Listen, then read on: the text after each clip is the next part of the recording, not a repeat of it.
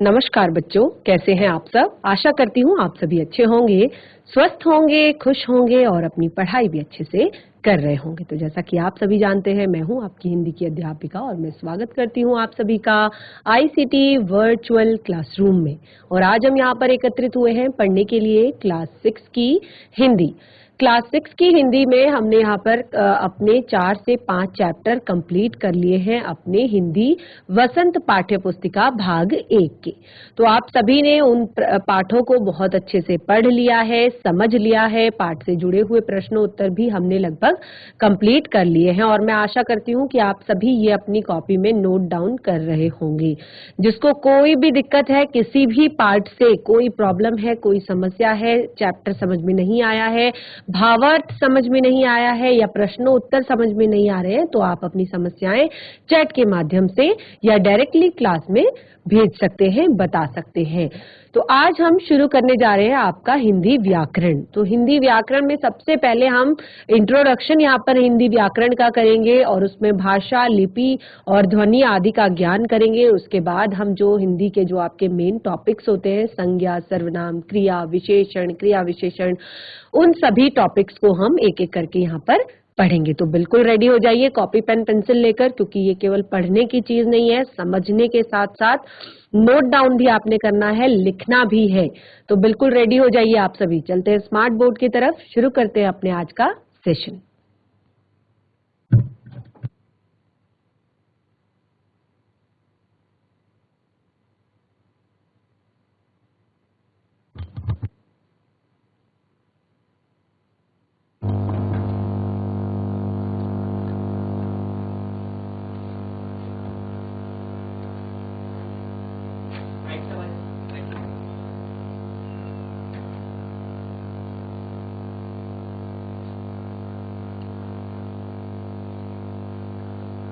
तो हम शुरू करते हैं अपने आज का सेशन।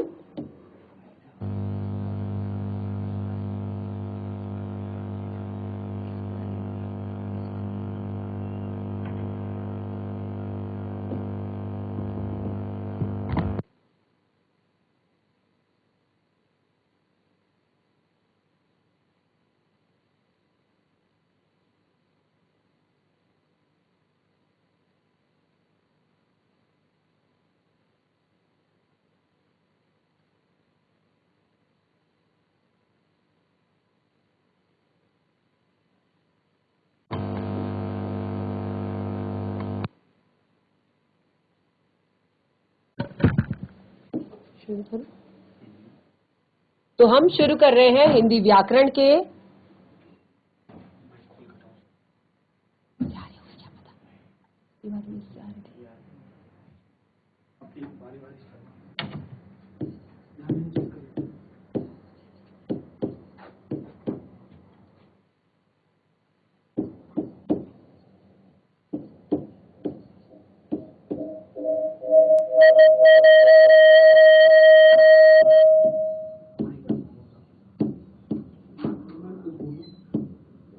तो हम अपने टॉपिक को शुरू करने जा रहे हैं, जिसका नाम है भाषा, बोली, लिपि और व्याकरण। देखिए यहाँ पर हम व्याकरण का इंट्रोडक्शन दे रहे हैं। व्याकरण का हम यहाँ पर व्याकरण हम पढ़ रहे हैं, तो इसके लिए सबसे पहले हमें भाषा, बोली, लिपि, इन सभी चीजों को हमें जानना जरूरी है। तो ये हमारी हिंदी लैंग्वेज यानी कि हिंदी भाषा हम यहाँ पर पढ़ रहे हैं। देखिए, एक होता है आपका हिंदी साहित्य, साहित्य यानी कि लिटरेचर, जो आप हिंदी साहित्य में पढ़ते हैं। हिंदी साहित्य यानी कि जो आपका लिटरेचर है, जिसमें आप कविताएं पढ़ते हैं, कहानियां पढ़ते हैं। गद्य खंड में आप कविताएं पढ़ते हैं, गद्य खंड में आप कहानियां पढ़ते हैं, निबंध पढ़ते हैं। इसी तरह से काव्य खंड में आप कविताएं पढ़ते हैं। तो ये आपका साहित्य हो जाता है। और हिंदी भाषा, भाषा यानी कि लैंग्वेज, लैंग्वेज में आप व्याकरण का ज्ञान करते हैं। लैंग्वेज में आप किसका ज्ञान करते हैं? व्याकरण का ज्ञान करते हैं। तो देखिए, आज हम सबसे पहले व्याकरण का इंट्रोडक्शन यहाँ पर करेंगे। तो देखिए, आप सभी को पता है कि हम जो मनुष्य हैं, आप क्लास 6 में हैं, अब थोड़ा बहुत जो समाज से जुड़ी हुई चीजें हैं वो अब वो आप भी जानते हैं अब, क्योंकि मनुष्य एक सामाजिक प्राणी है। कैसा प्राणी है? सामाजिक। सामाजिक यानी कि हम कहाँ रहते हैं? समाज में रहते हैं। समाज में रहते हुए आप देखते होंगे कि बहुत सारी चीजें हमारी समाज से जुड़ी होती हैं। जैसे कुछ त्योहार होते हैं, कुछ भी फेस्टिवल्स होते हैं जो हम समाज के साथ मिलकर मनाते हैं, कुछ रीति रिवाज होते हैं जो हम समाज के हिसाब से उनको सेलिब्रेट करते हैं या उनको आगे लेकर जाते हैं।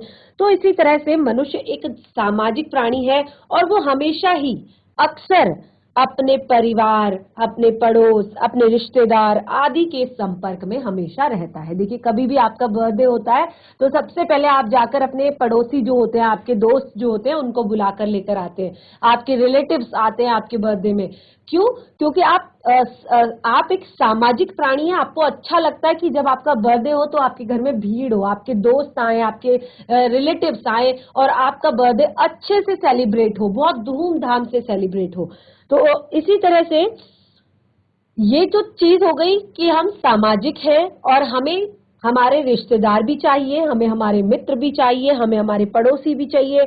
और ये सारे लोगों के बिना अगर मनुष्य को अकेले रख दिया जाए तो उसके लिए जीवन जीना असंभव हो जाएगा, क्योंकि उसको आदत होती है, जब वो पैदा होता है तो बहुत सारे लोगों से परिवार में घिरा होता है, तो उसको हर एक रिलेशन की, हर एक चीज की उसको बचपन से ही उसको बचपन से ही ज्ञान होता है।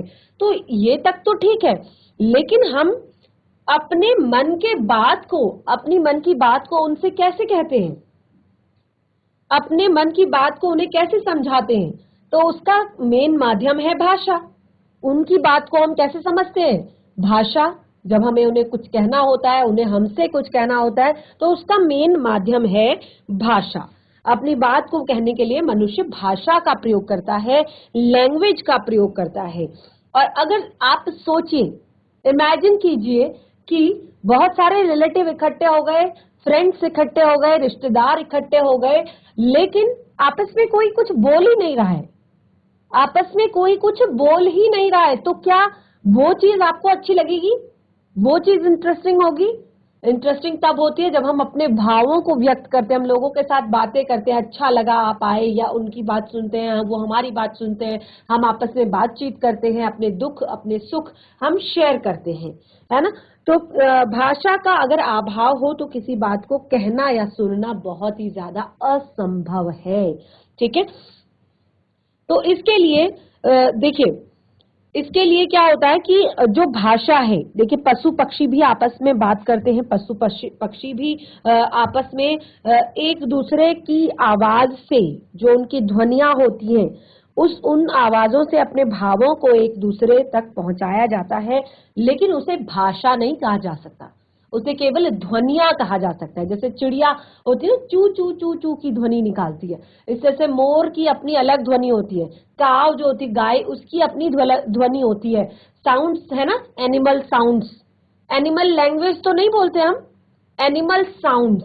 इंग्लिश में भी जब आप पढ़ते हैं तो क्या आप पढ़ते हैं? एनिमल साउंड्स, कि कौन सा एनिमल किस तरह की साउंड करता है, किस तरह की आवाज करता है, किस तरह की ध्वनि करता है। ठीक है? डॉग की अपनी अलग ध्वनि होती है, काव की अपनी अलग ध्वनि होती है, चिड़िया की अपनी अलग ध्वनि होती है, बर्ड्स यानी कि जितने भी बर्ड्स हैं सबकी अपनी अलग अलग ध्वनियां होती हैं। तो उनकी भी ध्वनियां होती हैं, लेकिन उनको भाषा नहीं कहा जा सकता। तो यहाँ पर हम भाषा के बारे में सबसे पहले पढ़ रहे हैं, तो हमने देखा कि जो भाषा होती है, जब बच्चा छोटा होता है तो वो क्या करता है? उच्चारण करता है ध्वनियों का, कुछ भी वो उच्चारित करता है, क म अ स, ऐसे वो ध्वनियां उच्चारित करता है।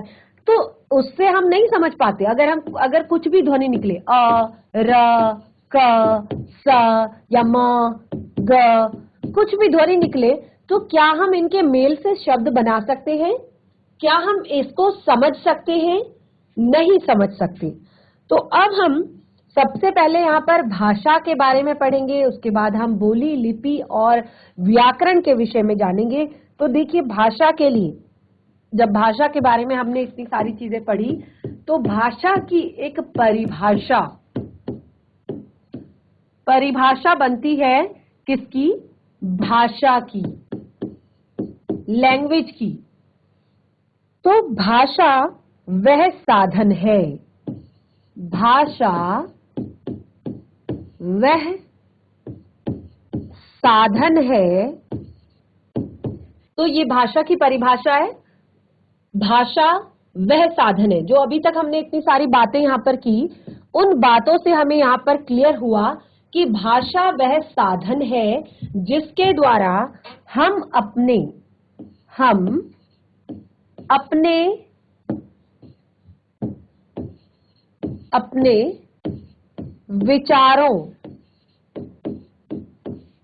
विचारों का आदान प्रदान यानी कि कुछ बातें हम कहते हैं, कुछ बातें हम सुनते हैं, आदान प्रदान करते हैं। अभी तक जितनी चीजें हमने यहां पर पढ़ी उससे हमें ये क्लियर होता है कि भाषा वह साधन है जिसके द्वारा हम अपने विचारों का आदान प्रदान करते हैं, हम अपने विचार शेयर करते हैं, अपने भाव, जो मन के भाव हैं उन्हें शेयर करते हैं एक दूसरे को। तो ये तो क्लियर हो गया कि भाषा वह साधन है जिसके द्वारा हम अपने विचारों का आदान प्रदान करते हैं। लेकिन किस तरह से करते हैं, कौन कौन से रूप होते हैं भाषा के? देखिए अभी आप क्लास 6 में, पहले भी आपने ये सारी चीजें पढ़ी होंगी, क्योंकि अभी हम लैंग्वेज जो हमारा है, हिंदी व्याकरण जो हमारा है, उसका इंट्रोडक्शन यहाँ पर कर रहे हैं। तो ये रिवीजन हम यहाँ पर कर रहे हैं इसका। ये आपने पहले भी पढ़ी होंगी छोटी क्लासेस में ये चीजें। तो भाषा के मुख्य रूप से कौन से रूप होते हैं? भाषा के रूप हमने कह तो दिया कि हम भाषा के माध्यम से अपने विचारों का आदान प्रदान करते हैं, अपने विचारों को एक दूसरे तक पहुंचाते हैं। तो भाषा के कितने रूप होते हैं? मुख्यतः 2 रूप होते हैं। मुख्यतः 2 रूप होते हैं भाषा के। कौन कौन से? मौखिक भाषा, नंबर 2 लिखित भाषा। मौखिक भाषा और लिखित भाषा। तो मौखिक भाषा क्या है और लिखित भाषा क्या है, ये आप सभी को पता है। फिर भी हम इनका यहाँ पर परिभाषा लिखेंगे और इनके एग्जाम्पल्स भी लिखेंगे। तो मौखिक भाषा, जैसे मैं आप लोगों को पहले बोलकर बता रही हूं, कोई भी चीज को मैं आप लोगों को बोल रही हूं, उसके बाद मैं लिख रही हूं, तो जो मैं आपको बोलकर बता रही हूं वो मौखिक भाषा है। यानी कि जब हम अपने विचारों को, जब आप देखिए, आप यहाँ पर अपने विचारों को आकर बोलते हैं, आप अपने विचारों को आकर बताते हैं, तो बताना, ठीक है, जब आप किसी को बताते हैं, बोलकर जब आप बताते हैं, तो वो भाषा का मौखिक रूप है।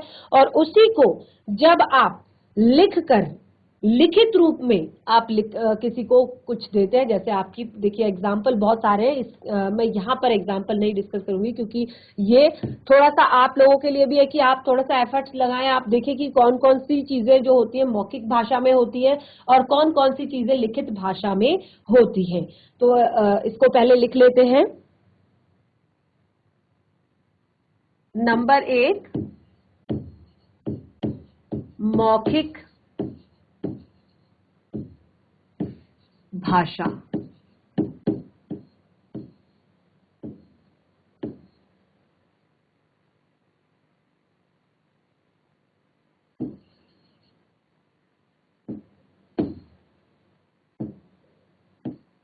किसी बात को बोलकर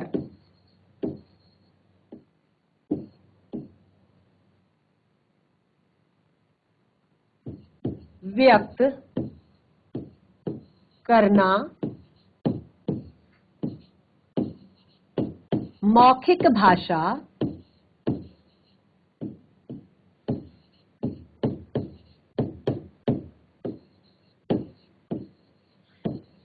कहलाती है।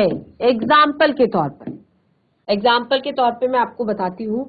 हमने कहा किसी बात को बोलकर व्यक्त करना, किसी बात को बोलकर बताना मौखिक भाषा कहलाती है। ठीक है, एग्जाम्पल के तौर पर मैं बताऊं कि अध्यापिका ने कक्षा में आकर बताया कि शनिवार से परीक्षाएं शुरू होंगी। सभी छात्रों ने बात सुनी। देखिए, इस एग्जाम्पल को हम लिख लेते हैं यहां पर, ये आपको क्लियर हो जाएगा बहुत अच्छे से।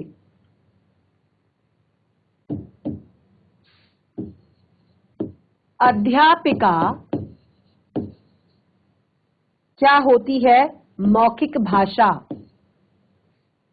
ने कक्षा में आकर बताया कि अगले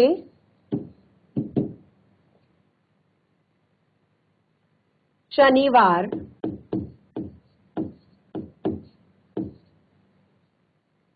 से परीक्षा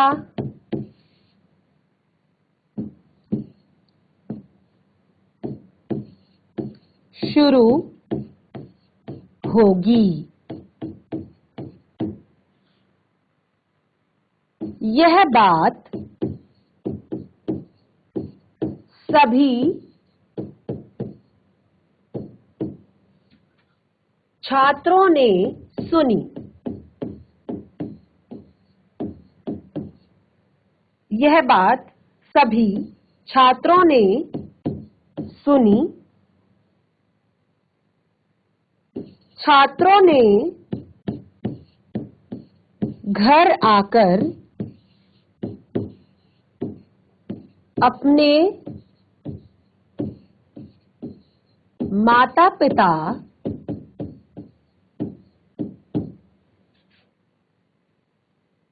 को बताया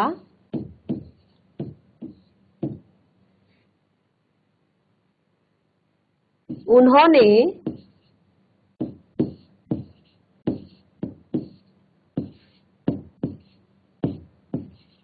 बच्चों की बात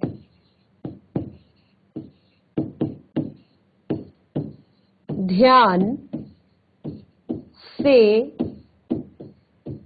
सुनी। देखिए, बहुत ही बड़ा यहाँ पर एग्जाम्पल मैंने आपको लिखकर बताया है। ठीक है, मैंने आप लोगों को ये एग्जाम्पल लिखकर बताया है, लेकिन ये एग्जाम्पल कैसा है आप ध्यानपूर्वक सुनिए। अध्यापिका ने कक्षा में आकर बताया कि अगले शनिवार से परीक्षा शुरू होगी। यह बात सभी छात्रों ने सुनी। यह बात सभी छात्रों ने सुनी। छात्रों ने घर आकर अपने माता पिता को बताया। उन्होंने बच्चों की बात ध्यान से सुनी। तो यहाँ पे बताया और सुनी, बताया और सुनी। तो अध्यापिका ने कक्षा में आकर बच्चों को बताया कि शनिवार से परीक्षा शुरू होगी, और ये बात सभी छात्रों ने सुनी, और छात्रों ने घर आकर अपने माता पिता को बताया और उन्होंने अपने बच्चों की बात सुनी। तो यहाँ पर जो ये पूरी प्रोसेस है, जो ये पूरी प्रक्रिया है, ये किस तरह से हुई है? ये मौखिक भाषा में हुई है। बताया, बच्चों ने सुना, बच्चों ने घर आके अपने माता पिता को बताया और उनके माता पिता ने इस बात को ध्यान से सुना। तो ये है यहाँ पर। तो अध्यापिका ने अपनी बात को बोलकर छात्रों तक पहुंचाया, छात्रों ने उस बात को सुना, बच्चों ने बोलकर अपने माता पिता को ये जानकारी दी और उनके माता पिता ने उस बात को सुना। तो इसमें क्या होता है कि बोलकर और सुनकर, मौखिक भाषा में क्या होता है? बोलना और सुनना। ठीक है, जहां पर बोलना और सुनना, किसी बात को बोलकर व्यक्त करना और सामने वाला उस बात को सुनकर समझता है, उसको हम मौखिक भाषा कहते हैं। तो मौखिक भाषा के एग्जाम्पल कौन बताएगा? मौखिक भाषा के एग्जाम्पल, उदाहरण क्या क्या है? मौखिक भाषा के उदाहरण जो हमें बताई जाती है और हम सुनते हैं। सबसे पहले समाचार वाचन। समाचार वाचन आप टीवी में देखते हैं ना, समाचार वाचन, चाहे टीवी हो चाहे रेडियो हो, समाचार वहां पर बोला जाता है, समाचार बोलकर हमें सुनाया जाता है, समाचार बोलकर हमें बताया जाता है। तो समाचार वाचन। और रेडियो नाटक, रेडियो नाटक, जो रेडियो पर आपके नाटक आते हैं या आपके टीवी सीरियल्स में जो आपके नाटक आते हैं, वो रेडियो और नाटक, इन दोनों को अलग अलग भी लिख सकते हैं और इन दोनों को साथ में भी लिख सकते हैं। रेडियो भी आपका एक केवल मौखिक भाषा, रेडियो में ना आप कहीं पर देखते हो और ना ही आप लिखा हुआ पढ़ते हो, आप केवल और केवल सुनते हो। रेडियो को केवल और केवल सुना जाता है। और जब समाचार वाचन हो रहा होता है न्यूज पे टीवी में, तो उसको भी आप केवल और केवल सुनते हो। ठीक है। भाषण, जब नेताजी भाषण देते हैं तो उसको क्या करते हो? आप सुनते हो। ये सारी मौखिक भाषा के उदाहरण हैं। इस तरह से कहानी सुनना, जब आपकी दादी, आपकी नानी, आपकी मम्मा आपको कहानी सुनाती है, तो ये कौन सा माध्यम है? ये भी मौखिक माध्यम है भाषा का। इसी तरह से वार्तालाप, जब टीचर पढ़ा रही होती है और आप पीछे बैठकर वार्तालाप कर रहे होते हो, बातें कर रहे होते हो अपने मित्रों से, तो ये भी मौखिक भाषा है। वार्तालाप करना, बातचीत करना कक्षा में पीछे बैठकर। वाद विवाद, वाद विवाद आप कंपटीशन करते हो ना, वाद विवाद प्रतियोगिता, वाद विवाद यानी कि डिस्कशन करना किसी टॉपिक पर डिस्कशन करना। और वाद विवाद में क्या होता है? उसकी अच्छाई और बुराई दोनों पर बात की जाती है। ठीक है, तो इसको कहते हैं वाद विवाद। तो इस तरह से ये सारी जो चीजें हैं ये आपके मौखिक भाषा के उदाहरण है। समाचार वाचन जब हो रहा होता है, रेडियो जब चल रहा होता है, कोई नाटक चल रहा होता है, नाटक में भी क्या होता है? आपको एक्ट करके दिखाया जाता है, लेकिन वो एक्ट को आप किससे समझते हैं? जो वो बोलते हैं। ठीक है। इसी तरह से भाषण, कहानी सुनना, वार्तालाप करना, वाद विवाद करना, ये है आपके मौखिक भाषा के। नंबर 2 है हमारी लिखित भाषा। लिखित भाषा,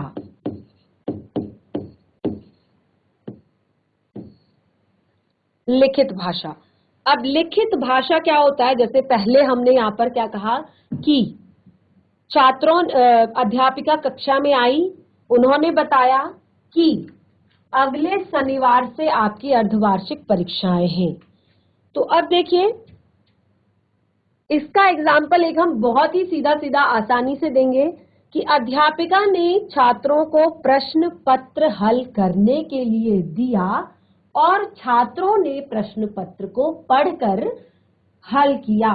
तो अध्यापिका ने जो अपने क्वेश्चंस हैं, जो उनसे वो पूछना चाहती हैं, वो ओरल ना लेकर उन्होंने रिटन में पेपर दिया, बच्चों को एक पेपर दिया, प्रश्न पत्र दिया, और यानी कि रिटन में उन्होंने दी कोई भी बात, और बच्चों ने रिटन में ही लिखकर ही सारे उत्तर अध्यापिका को दिए। तो ये कैसी भाषा हो गई? लिखित भाषा। और देखिए, बहुत ही सरल, बहुत ही इजी एग्जाम्पल भाषा का आप यहीं पर ले सकते हैं। जो चीजें मैं आपको बोलकर बता रही हूं, देखिए हर चीज तो मैं लिख नहीं रही हूं यहाँ पर, लिख तो मैं केवल परिभाषा, एग्जाम्पल वही लिख रही हूँ। जो चीजें मैं आपको यहाँ पर एक्सप्लेन कर रही हूँ, जो चीजें मैं आपको यहाँ पर बता रही हूँ, आपको बता रही हूँ और आप उस चीज को सुन रहे हैं, केवल और केवल सुन रहे हैं, लिख नहीं रहे हैं। तो वो एक्सप्लेनेशन जो है वो है आपका मौखिक भाषा, यानी कि मैं बता रही हूं और आप सुन रहे हैं, और जो मैं यहाँ पर आपको लिख कर दे रही हूं उसको आप अपनी कॉपी में नोट डाउन कर रहे हैं, नोट कर रहे हैं, लिख रहे हैं, तो ये है आपकी लिखित भाषा।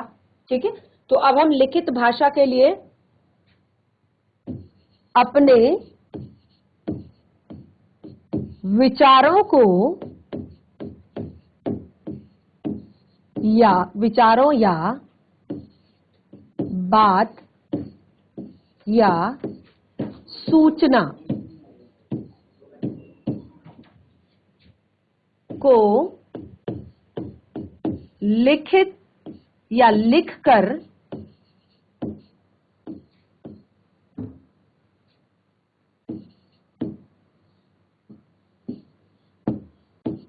व्यक्त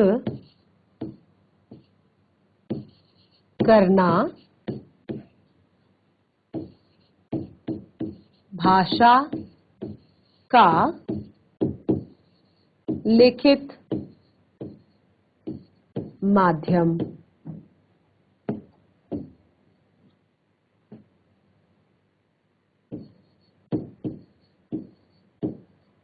है। ठीक है, और एग्जाम्पल के तौर पर जो यहाँ पर हमने जो एग्जाम्पल लिखा है इसको आप खुद से लिखेंगे कि अध्यापिका ने कक्षा में आकर बताया कि अगले शनिवार से परीक्षा शुरू होंगी, तो यहाँ बताया वाला था, और अब आप लिखेंगे कि अध्यापिका ने बच्चों को प्रश्न पत्र दिए और बच्चों ने लिखकर उन प्रश्न पत्रों को सॉल्व करके आपको दिए, वापस दिए। ठीक है, अध्यापिका को दिए। और एग्जाम्पल, उदाहरण के लिए इसके कुछ उदाहरण, जिस तरह के उदाहरण हमने यहाँ पर लिखे हैं मौखिक भाषा के, उसको हम लिख लेते हैं। तो इसके तो बहुत सारे एग्जाम्पल हैं। सबसे पहले आता है आपका समाचार पत्र।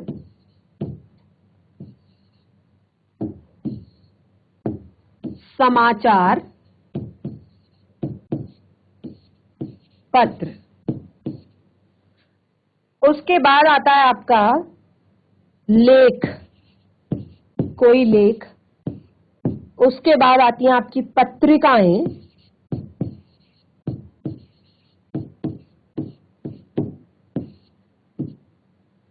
उसके बाद आती है आपकी कहानी। यहाँ कहानी सुनने की बात नहीं हो रही है, यहाँ पर कहानी की बात हो रही है, जो कहानी की पुस्तक होती है। ईमेल, देखिए आज के टाइम पे ईमेल, एसएमएस, ईमेल और एसएमएस जो आप लिखते हैं ना, तो वो भाषा का लिखित माध्यम है। फटाफट से आप अगर किसी को अपनी बात अपनी कुछ कहनी है तो फटाफट मेल भेज देते हैं या फटाफट एक मैसेज कर देते हैं। कॉल करने की भी आप जरूरत नहीं समझते, आप सोचते हैं कि जब कॉल करना क्या है, किसी से फोन में बात करना क्या है, भाषा का मौखिक माध्यम है, भाषा का मौखिक माध्यम है। आप यहाँ से कॉल में बात कर रहे हैं, फोन में बात कर रहे हैं और आपका मित्र आपकी बात को सुन रहा है, तो ये भाषा का मौखिक माध्यम है। लेकिन वहीं अगर आप एसएमएस टाइप करके भेजते हैं, मैसेज भेजते हैं या मेल भेजते हैं या किसी पत्रिका को आप लिख रहे हैं या पढ़ रहे हैं, किसी लेख को आप लिख रहे हैं या पढ़ रहे हैं, किसी समाचार पत्र को आप पढ़ रहे हैं, तो ये भाषा के लिखित माध्यम है।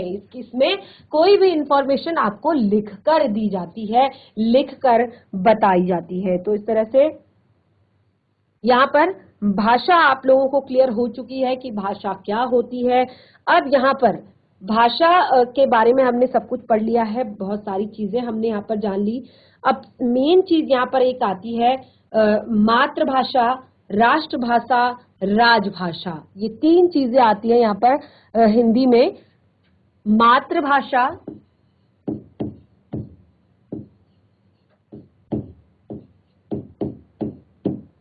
राष्ट्रभाषा,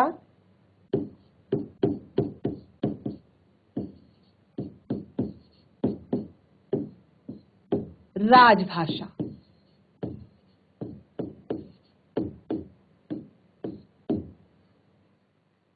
तो देखिए मातृभाषा क्या होती है।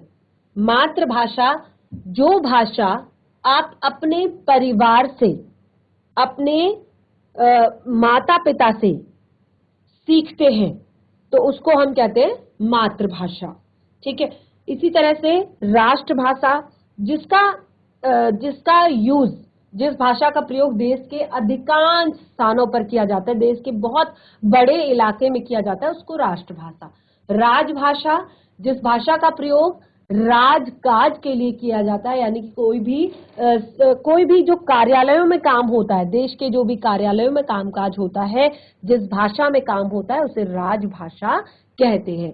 तो बहुत सारे ऐसे, कंफ्यूज नहीं होना है, बहुत सारे लोग ऐसे हैं जिनकी मातृभाषा भी हिंदी है, राष्ट्रभाषा भी हिंदी है और राजभाषा भी हिंदी है। देखिए, मातृभाषा जो शुरुआत से ही अपने घर में हिंदी ही बोलते हैं, उनके लिए उनकी मातृभाषा हिंदी है। राष्ट्रभाषा जो उनके इलाके में, पूरे इलाके में अगर हिंदी बोली जाती है तो उनकी राष्ट्रभाषा तो वैसे हमारे हिंदी को ही हमारी राष्ट्रभाषा कहा गया है, लेकिन प्रॉपर तरीके से उसको माना नहीं गया राष्ट्रभाषा, क्योंकि हमारा जो देश है यहाँ पर 22 भाषाओं को मान्यता है। कितनी भाषाओं को मान्यता दी गई है? 22 भाषाओं को, ये हम आगे क्लियर करेंगे। भाषाओं को मान्यता दी गई है, तो अब आप कैसे कह सकते हैं कि हिंदी यहाँ की राष्ट्रभाषा है, जब 22 भाषाओं को यहाँ पर मान्यता है।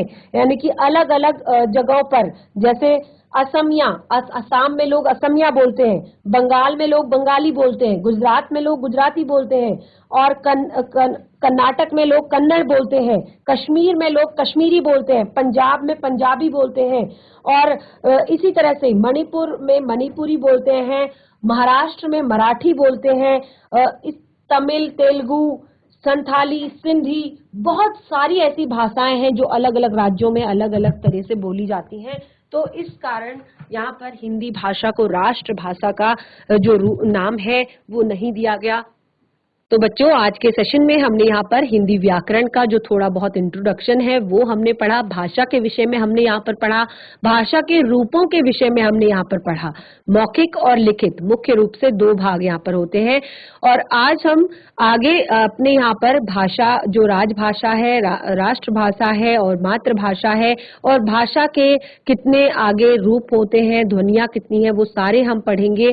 तो जितना आज पढ़ा है उसको घर पर नोट डाउन करें फेयर नोटबुक में और उसको एक बार रिवाइज करें। हम मिलेंगे अपने नेक्स्ट सेशन में, कंटिन्यू करेंगे अपने टॉपिक को। तब तक के लिए धन्यवाद। आपका दिन शुभ हो।